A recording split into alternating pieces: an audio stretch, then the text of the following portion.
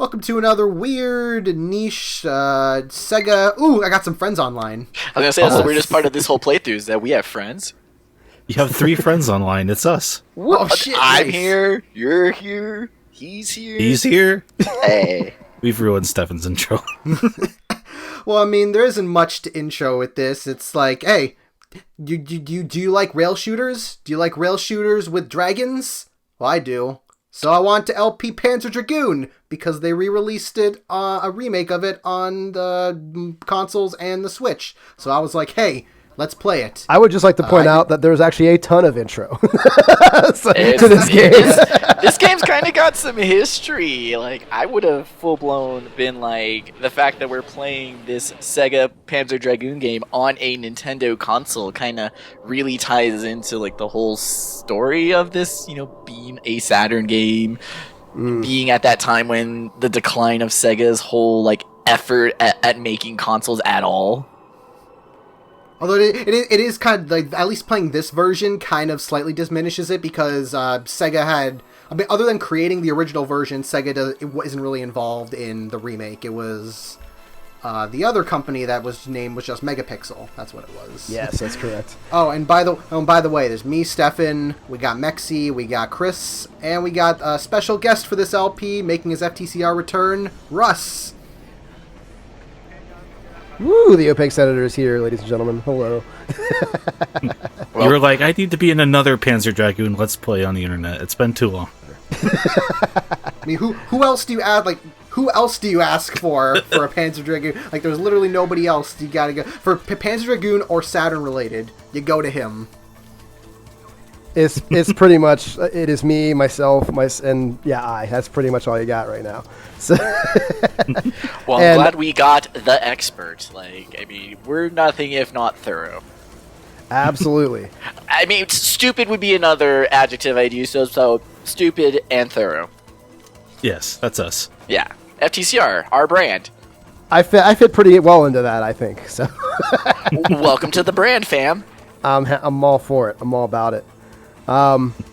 Well, I mean, one thing I will say, so a lot of the things, people who don't know this game, which I would not be surprised if there's a lot of people out there who don't know this game, the original Panzer Dragoon was a launch title for the Sega Saturn, all the way back in, 95, 96, whatever year that came out.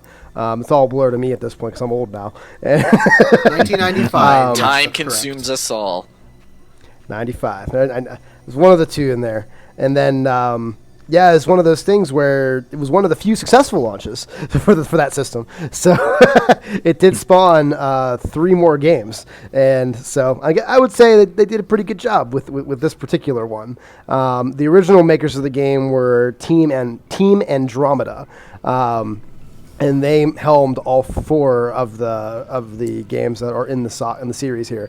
And somehow, some way, we got a remaster of it, which is, for my rail shooter loving heart and Saturn nerd loving self, was a wonderful thing for me. However, I don't own a Switch, so I had to wait until this came out on Steam a little while later. So yeah, like was it basically the entire a remake of Panzer Dragoon? Wasn't that almost like reaching like Duke Nukem Forever, like one of those it's not happening tier of remakes? I always thought so, and the reason why I think this happened, because not this game or its sequel, but the third game in the series is called the third Panzer Dragoon's Sagas is what it's called. That it takes a whole different approach on the genre, and it came out at the end of the Sega Saturn life cycle. You could find copies of that game on the internet for probably somewhere around $750 these days. So, you can find them on the internet because you're not finding one in real life. They I only actually made... checked the other week. It's over 1,000 for sure, like 1,100, 1,200. Yeah. If you buy a complete, yes. Well, I mean, that Persona 3 Portable is about to get to that level here soon too. So I mean, well, I think save they your had games, only pirate your games. It's okay. I think it was somewhere around, and I could be completely wrong on this. I believe it was somewhere around 35,000 copies were all that were made in English of the game. So it was just one of those things where, and then they lost the source code to it. So the thought of this being possible to ever redo for years was just, it was like, there's no way. The game was 4 discs. It was a very long game. Very fun, interesting game. Probably the best on the Saturn. It's so sad that it came out so late in its life cycle. But I think this, and again, this being a pretty short game that we're about to, watch through here, I think it was just one of the things to see if it could be done. And then I think this is going to lead into a remake of Panzer Dragoon Sagas if this did well, which I don't know how well this sold, but judging by when they announced this game being remade, it didn't get a whole lot of hits in YouTube, I know. So, we'll see what happens. But just you wait there, buddy. I really hope, because Panzer Dragoon was always a series for the longest time. I saw a lot of stuff about it, and I saw video stuff, and I'm like, oh, this game looks so cool. I wish I could try it, but it was only ever on the Saturn. I did play. I played a little bit of Orta on the Xbox. Mm-hmm. I was like, oh, I can actually find that game and access this. And I was like, oh, this is really fun, and it just made me want to play the originals even more. Mm-hmm. Even more so when it's oh shit, Saga's a full blown RPG, yep. But it's also stupid expensive. So I'm like, God, we were never gonna be able to actually find a real way to play it. And then this remake came out, so I was like, ooh, I can finally try it out. And it surprised me how short. Yeah, I didn't realize how short it was. It's only 6 levels long. It's it is very arcade. It feels like this was a game that Sega made in the arcades and then ported it to.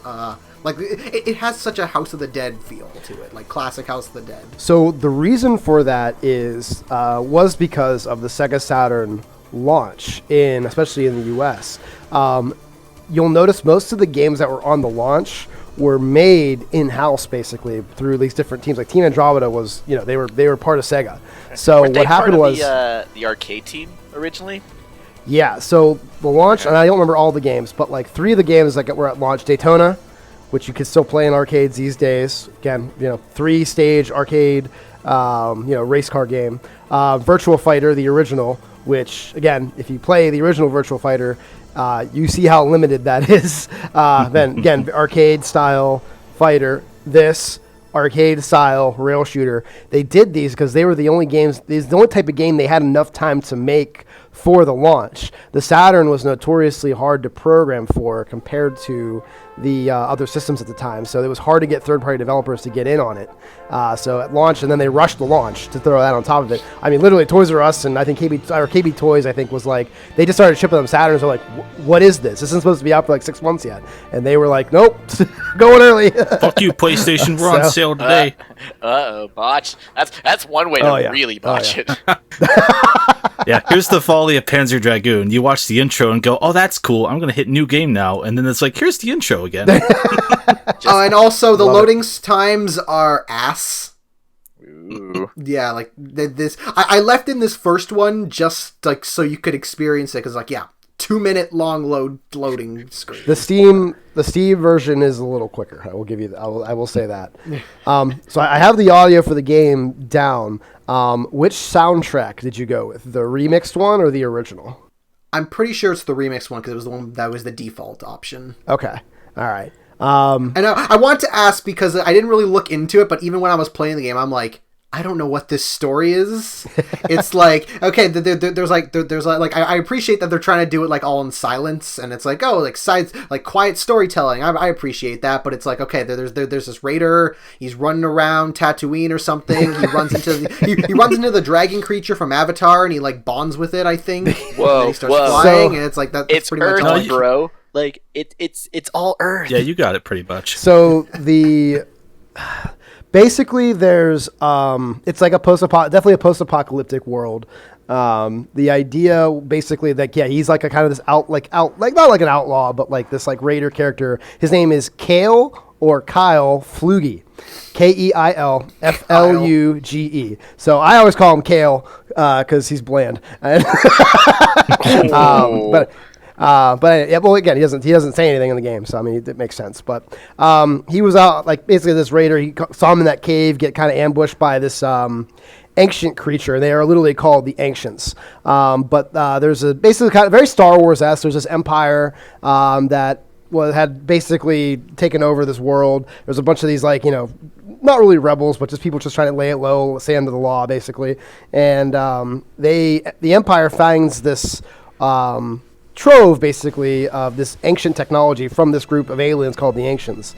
And that's what basically attacked our buddy Kale here early on. And, Now things hijinks get ensue. gorgeous. Yeah, right? I love how this looks. I remember in the original game, I always thought, again, for the time, the original game looked fantastic. And then if you listen to the original version of the Stage 1 theme, they actually got an orchestra to perform it. I think it's actually just literally called Flight. But the remix sounds pretty good as well, but it's just fun to think about in 96, 95, like what they were able to do.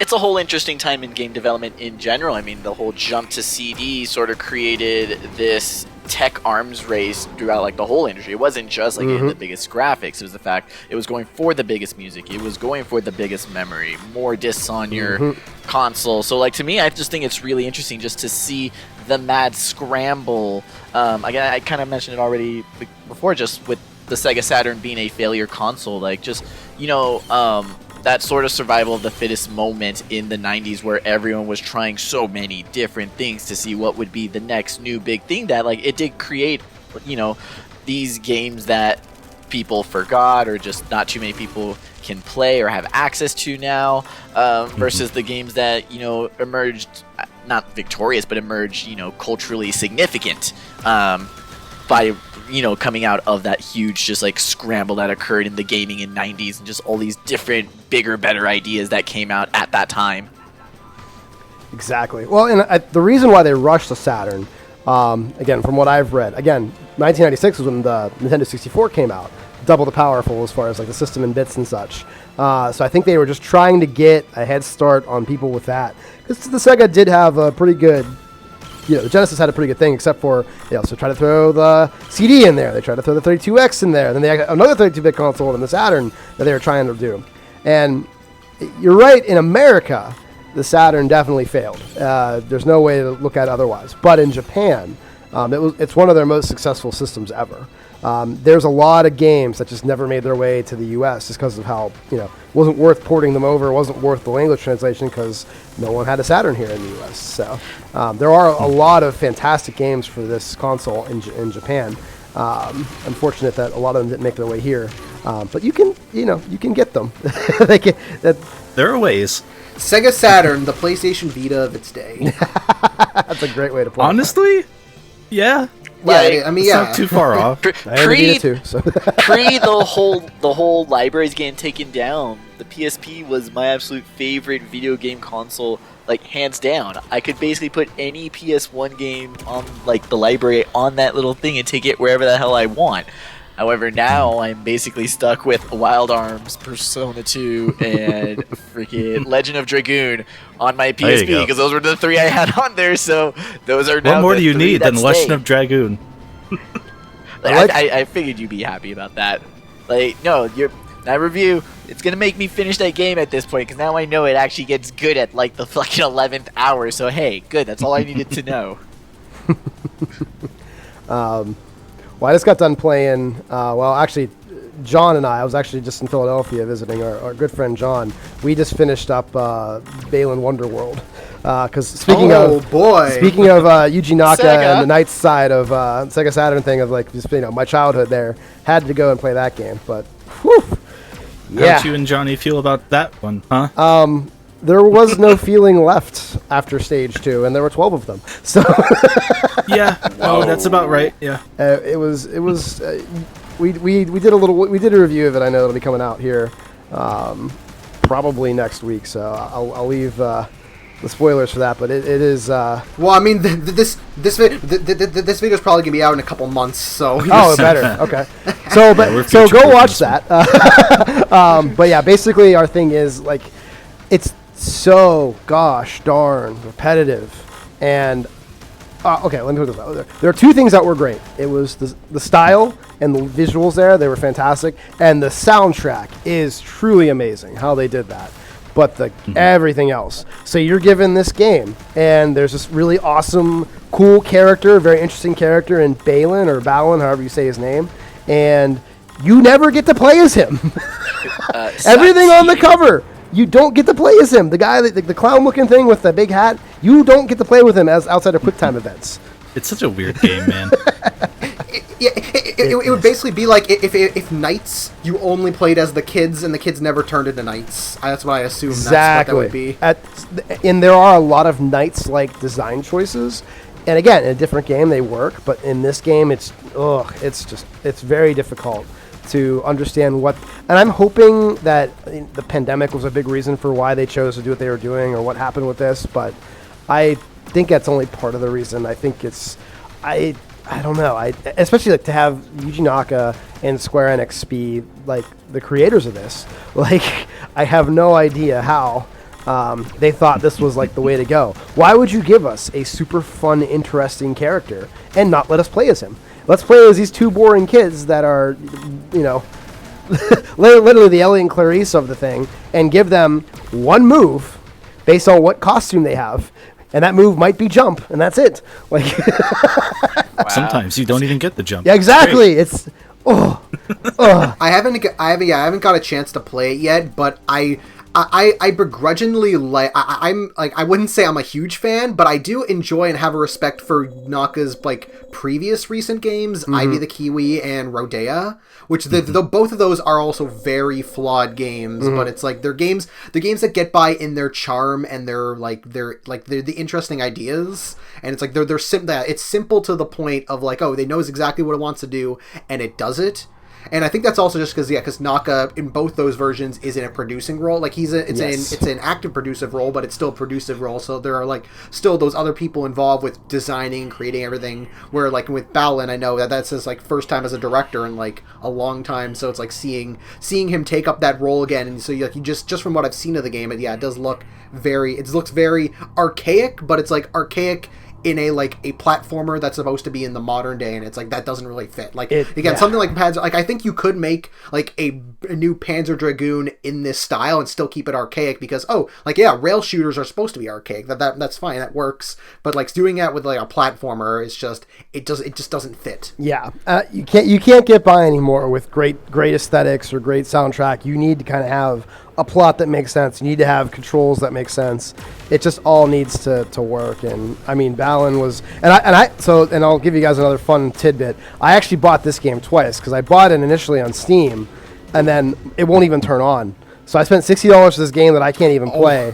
And I have a gaming, like my computer should be able to handle this. I have no idea why it won't boot up. I literally just get the loading circle in Steam goes, and I get a white error box. It's like that game cannot load, and I'm like, wait a minute, no, like I could definitely handle this. SOS.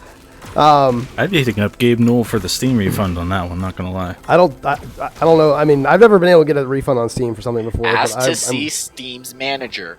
Just go in there. John Steam. So I actually bought it again on PS4. So I've spent more money on this game than I would ever want to anyway. And then for it to be this disappointing was tough. But yeah, for that much money, you could have bought the special edition that came with like the theatrical playbook and all that nonsense. Yeah, I mean. Wait, whoa! Yeah. There's the Panzer Dragoon screenplay.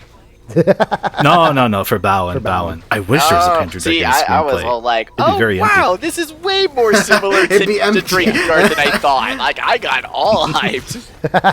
I'm pretty sure there's only like one page worth of dialogue in this game. If you can still make a screenplay based off that. Don't you do that. You know that they can make a screenplay off worse and less. So one thing that is really interesting in Panzer is, even in the original game, they actually did create a language for this. It's based on a combination of English, French, I think Russian, and something else. They pulled like syllables and grammar and stuff from all of them. And they literally built a language just like Klingon for this game that they use in this world. They pull it through all four of the games. I thought that was really cool. Like the above it. the above and beyond reach that like comes from this game's development is just like I think it's super cool because like yeah, I've played Star Fox, yeah, I've played Harrier, like I've played a Platinum game, so like I get how like the arcade shooters, how it's like you ride your manly machine, whatever. Like the idea for the dragon, I think is just so fucking cool. And then So they cool. go on its head and it's like, oh, it's a bioengineered part machine dragon. You're like, oh yes, just keep it coming. Like the so above and beyond ideas they had for like the plot that doesn't affect this. Fucking, I love this. This is cool. Yeah, it really is. It's one of those games. I love rail shooters. I really wish that there was more of an appetite for them, that we can get more good ones. Unfortunately, I love rail shooters. Like I am a Sin and Punishment stan. I want love Sin Nintendo and to do more of that. I'm like, give me more Sin and Punishment, but they're like, nah. nah, See, bro. what was like the last rail shooter I played was the last third of the Wonderful 101. I think that qualifies. Oh right, yeah. I mean, it basically goes. Platinum it was Platinum being like, hey, we want to make a Panzer Dragoon game, and then they almost did, and then Microsoft was like, lol, no. And they're like, headphones are banned in this class, sir. Yeah, rip Scalebound. And wait, yeah, because Scalebound, that canceled like around the same time. Like, was that before or after this was announced? Because I swear, Before, for sure. yeah, I know, because I remember because that was, I know, I got so upset, and then this remake was announced, and I was like, oh shit, yes, I can actually play some kind of new Panzer Dragoon. At least we get some kinds of dragons. And this was also around the time, yeah, because this was also around the time that Shenmue 3 was coming out, so that was like a thing, like, it was a thing where, like, with Sega was being a lot more open with letting their old franchise, like, a lot of their franchises that they weren't doing anything with, that studios wanted to do something with, they were, like basically leasing them out. They're like, oh, the studio wants to remake Panzer Dragoon? Sure, go ahead. These guys want to remake / make a new Shenmue? Here, go ahead. I think they did it for, was that for Streets of Rage as well, or was that still Yeah. Sega? Yeah. Same for Alex Kidd. So where's the studio Alex, out there making a new Samba de Amigo? Like, come on, Right. guys, what's up? I feel like Samba, the difference is that I think Azuka wants to do Samba, so that's why they're holding on to it, because he's like, maybe I can convince them, but he's too busy with Sonic and doing other stuff that it's like he's not trying hard enough. You're damn right. He's not trying hard enough to get a new Samba de Amigo made. You're damn right. That bastard. I believe in 2020, Sega was one of the top publishers somehow, which I thought was crazy with Oh, like right, Yakuza and some of the other series they had out. Which Persona. I think there wasn't a main line. Yep, they were Yeah. they were the highest ranked. They were the highest rated publisher on Metacritic. Yeah, because Yes. they had Persona 5 Royal, Yakuza. They got Puyo Puyo Tetris 2, Streets of Rage. It's like, yeah, they were like the top of the game last year. Just think, there was no Sonic title that came out either. Yeah, and there was no Sonic game. Thank Weird. God. wonder. It's almost like if they focused on these other franchises, like Nights into Dreams, or Almost. You It's know. almost like. I love the end of this boss fight. Yes. He kind of just comes up and is like, fuck you. I'm going to go on ahead, asshole. yeah, That hurt. get out of here. That Better hurt. not follow me, I swear. Oh, okay. If you don't follow me, I'm gonna be Go in real the mad. tornado. Not to That's be how confused Panzer with Dragoon Tails. Not to be confused with Tails as a plane. Nice. I got a credit. I got 4 credits now. I can put in 4 quarters. Oh no! I know that we went. Nowadays, it's more like $2. It's like $2 for a credit for these type of games. I was gonna say, is there like a dragon gotcha in this? Don't give them ideas. They don't need that idea.